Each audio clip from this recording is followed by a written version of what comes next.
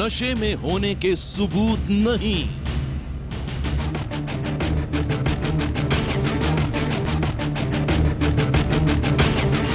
गाड़ी चलाने के सबूत नहीं।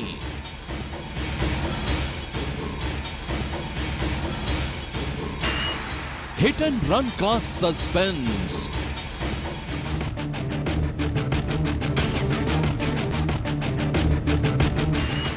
जेल से बचेंगे सलमान।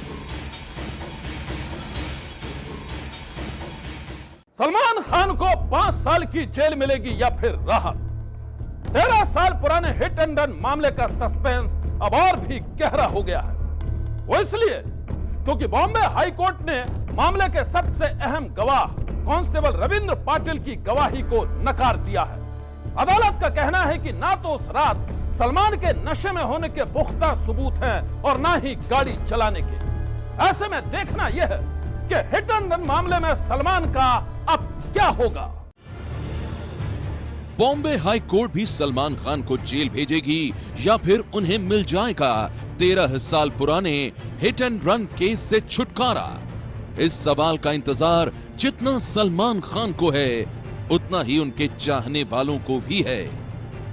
मामला साल 2002 का है, जब 28 सितंबर की रात सलमान खान की ये लैंड क्रूजर गाड़ी मुंबई के बांद्रा इलाके में बेकाबू हो गई थी।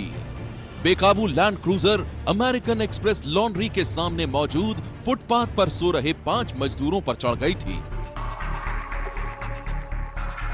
हादसे में एक की मौत हो गई और 4 जख्मी हो गए। पहले इल्जाम लगा कि लैंड क्रूजर खुद सलमान खान चला रहे थे, वो भी नशे की हालत में, और फिर निचली अदालत ने सलमान खान को गुनाहगार मानते हुए 5 साल की कैद की सजा सुना दी। उसी फैसले के खिलाफ सलमान खान की अपील पर अब बॉम्बे हाई कोर्ट फैसला सुनाने की प्रक्रिया में है। आज बॉम्बे हाई कोर्ट ने सरकारी पक्ष के सबसे अहम गवाह रविंद्र पाटिल की गवाही को भरोसे के काबिल मानने से इनकार कर दिया है, जिसकी गवाही को आधार बनाकर निचली अदालत ने सुनाई थी सलमान को सजा। सलमान खान के हिट एंड रन मामले में फैसला सुनाते वक्त बॉम्बे हाई कोर्ट के जज AR जोशी ने टिप्पणी की कि हादसे के बाद कांस्टेबल रविंद्र पाटिल ने पुलिस के पास जो FIR दर्ज करवाई थी उसमें सलमान के नशे में होने की बात का जिक्र नहीं था, लेकिन ब्लड रिपोर्ट आने के बाद में नशे की बात उसमें जोड़ दी गई। जज का कहना था कि ऐसी गवाही पर भरोसा नहीं किया जा सकता। बॉम्बे हाई कोर्ट के मुताबिक ऐसे में रविंद्र पाटिल ऐसे गवाह हैं जिन पर बिल्कुल भरोसा नहीं किया जा सकता। अगर उनके बयान को आंशिक तौर पर भी सही मान लिया जाए तो भी उससे जुड़े सबूत इस मामले में मौजूद होने चाहिए, जो नहीं है। यही नहीं, बॉम्बे हाई कोर्ट ने यह भी कहा कि रविंद्र पाटिल का बयान मजिस्ट्रेट के सामने दर्ज हुआ था और जब निचली अदालत में सुनवाई हुई तब तक रविंद्र पाटिल की मौत हो चुकी थी। ऐसे में तकनीकी तौर पर रविंद्र पाटिल की गवाही इस केस का हिस्सा नहीं मानी जा सकती।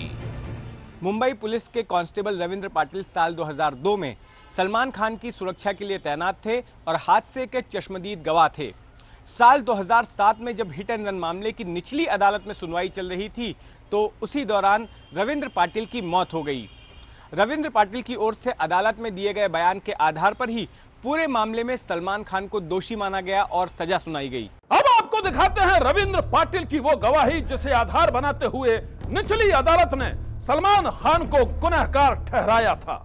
इस कार्यक्रम की रिपोर्टिंग का आधार कोर्ट में पेश किए गए सलमान खान और गवाहों के बयान हैं, जिनका नाट्य रूपांतरण किया गया है।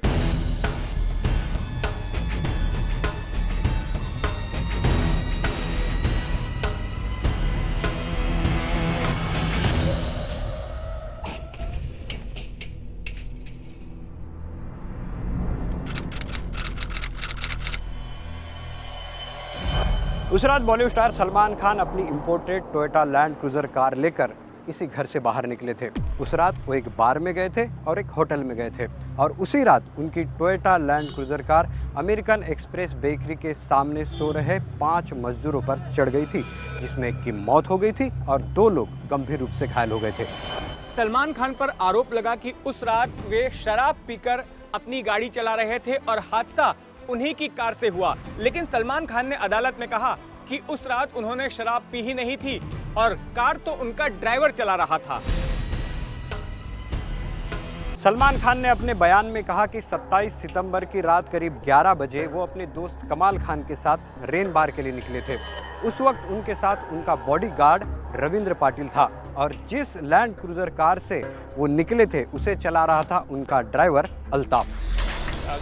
27 सितंबर की शाम हमारे साथ पुलिस कांस्टेबल रविंद्र पाटिल और ड्राइवर अल्ताफ था। हम जिस लैंड क्रूजर से निकले उसे अल्ताफ ही ड्राइव कर रहा था। मैं हमेशा की तरह ड्राइवर के बगल वाली सीट पर बैठा था। सलमान खान ने अपने बयान में कहा कि उस रात जब वे अपने घर से निकले तो उनकी लैंड क्रूजर कार उनका ड्राइवर अल्ताफ चला रहा था। लेकिन इस मामले के एक अहम गवाह कांस्टेबल रविंद्र पाटिल, जो कि सलमान खान के बॉडीगार्ड थे, उन्होंने कोर्ट को ऐसा बयान दिया कि उस रात लैंड क्रूजर कार को खुद सलमान खान चला रहे थे और अल्ताफ तो वहां था ही नहीं। उस रोज मेरी ड्यूटी रात 8 बजे से सुबह 8 बजे तक की थी। मैं सलमान के घर पर ही था। कमरे में सलमान खान और कमाल खान बैठे थे। रात करीब 9:30 बजे दोनों बाहर आए और कहा कि वो रेन बार जा रहे हैं। सलमान ने बाहर जाने के लिए अपनी टोयोटा लैंड क्रूजर निकाली। गाड़ी सलमान खुद ही ड्राइव कर रहे थे। कमाल खान और मैं उनके साथ गाड़ी में बैठ गए। फिलहाल कहानी आगे बढ़ती है और सलमान पहुंच जाते हैं रेन बार से hotel JW Marriott. Salman Khan ने बयान दिया है कि JW मैरियट होटल पहुंचने तक ड्राइवर अल्ताफ ही उनकी लैंड क्रूजर चला रहा था, जबकि उनके बॉडीगार्ड कांस्टेबल रविंद्र पाटिल ने बयान दिया था कि गाड़ी खुद सलमान खान चला रहे थे। 28 सितंबर की रात सलमान के मैरियट होटल पहुंचने के बाद क्या हुआ, ये पूरी घटना गवाहों के बयान में दर्ज है और उनमें सबसे बड़े गवाह थे सलमान खान के बॉडीगार्ड कांस्टेबल रविंद्र पाटिल। उस रात मैं जब सलमान और कमाल खान के साथ JW मैरियट होटल पहुंचा तो उन्होंने मुझे बाहर ही इंतजार करने को कहा और वो दोनों खुद होटल के अंदर चले गए। इसके बाद रात करीब 2:15 बजे दोनों होटल से बाहर निकले। सलमान ने एक बार फिर लैंड क्रूजर का स्टीयरिंग संभाल लिया। मैं ड्राइविंग सीट के बगल में ही बैठा था और कमाल खान पीछे की सीट पर थे। मैंने सलमान से पूछा, भाई गाड़ी आप चलाओगे? सलमान ने मेरी बात को अनसुना कर दिया। उन्होंने शराब पी रखी थी। ये था सलमान के बॉडीगार्ड रविंद्र पाटिल का उस रात को हुई घटनाओं पर दिया गया बयान। इसके बाद सलमान की land cruiser car Marriott hotel से निकलकर कहां गई और उसके बाद क्या हुआ, इस पर रविंद्र पाटिल ने कोर्ट में एक अलग बयान दिया है। गाड़ी सेंट एंड्रयूज रोड पर आ गई थी। सलमान नशे की हालत में थे। वो 90 से 100 की स्पीड पर गाड़ी चला रहे थे।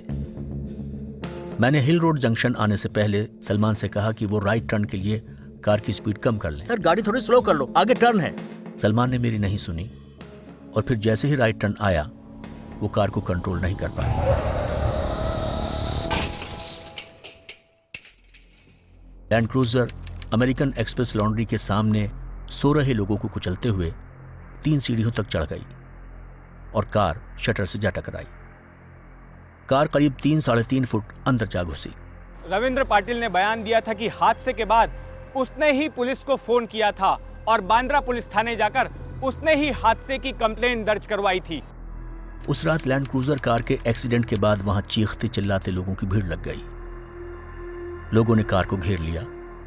बड़ी मुश्किल से हम कार से बाहर निकल पाए। वहां खड़े लोग हमसे धक्का मुक्की करने लगे। मैंने वहां खड़े लोगों को अपना आई कार्ड दिखाकर समझाने की कोशिश की। मैं वहां खड़ा था और इस दौरान सलमान और कमाल खान वहां से भाग निकले। इसके बाद मैंने पुलिस कंट्रोल रूम फोन किया। 5 मिनट में ही बांद्रा पुलिस वहां पहुंच गई। पुलिस ने कार के नीचे दबे एक मृतक और 4 घायलों को बाहर निकाला और उन्हें भाभा हॉस्पिटल भेजा। वहां पुलिस ने पंचनामा भी किया। इसके बाद मैं बांद्रा पुलिस स्टेशन कंप्लेंट लिखवाने के लिए गया। यह हादसा तेज रफ्तार और सलमान के नशे में होने की वजह से हुआ। वो कार टर्न कराते समय संतुलन खो बैठे थे। इस केस में सरकारी पक्ष का सबसे बड़ा गवाह था कांस्टेबल रविंद्र पाटिल। लेकिन रविंद्र पाटिल अब कुछ कहने सुनने के लिए इस दुनिया में नहीं है। अब से चंद साल पहले ही बीमारी की वजह से उसकी मौत हो गई।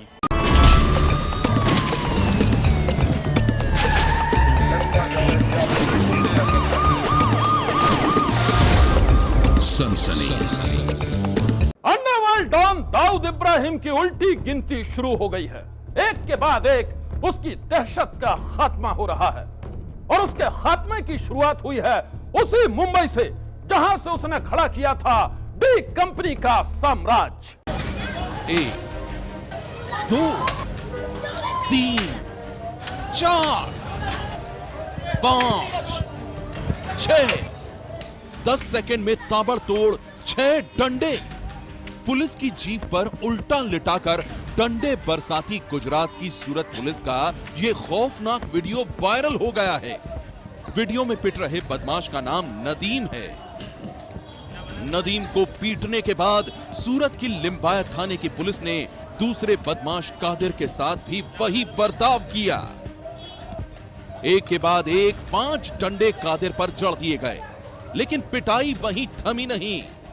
अब तक बैठकर पिटाई का नजारा ले रहे लिंबायत थाने के पुलिस इंस्पेक्टर मनोज सिंह चावड़ा भी हाथ आजमाने आ गए। उन्होंने भी कादिर पर धड़ाधड़ 7 डंडे बरसा डाले। बदमाश युवकों को सरेआम पीटने वाली सूरत पुलिस से इस वीडियो के बारे में जब पूछा गया तो पुलिस ने कैमरे पर कुछ भी कहने से इनकार कर दिया। बताया जा रहा है कि 3 दिन पहले रात को दोनों बदमाश नदीम और कादिर ने महिलाओं के साथ छेड़खानी की थी और कई गाड़ियों की तोड़फोड़ की थी। इसके बाद पुलिस ने इनके खिलाफ केस भी दर्ज किया था, लेकिन 2 दिन पहले ही ये जमानत पर छूट गए थे। यह भी बताया जा रहा है कि ये दोनों बदमाश आए दिन सरेआम महिलाओं के साथ छेड़खानी करते थे, जिसकी वजह से सूरत पुलिस ने बदमाशों को उनके ही इलाके में सबक सिखाया है। हालांकि इस पूरे मामले में आरोपी युवकों का पक्ष अभी तक सामने नहीं आया है।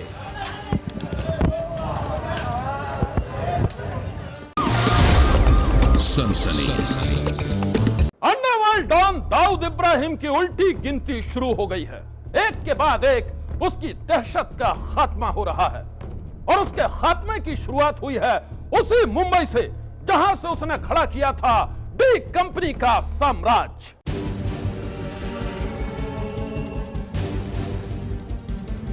यह है मुंबई का दिल्ली जायका होटल। दिल्ली जायका होटल पार्क मोडिया स्ट्रीट की जिस इमारत में चल रहा था, वो इमारत अंडरवर्ल्ड डॉन दाऊद इब्राहिम की थी, लेकिन अब इसके मालिक हो गए हैं पत्रकार एस बालाकृष्णन। बिडिंग में देखिए 2 करोड़ 52 लाख थे और सील्ड एनवेलप में 1 करोड़ 72 लाख थे और ओपन ऑक्शन में जो हमने किया 4 करोड़ 28 लाख का, वो सबसे बड़ा था।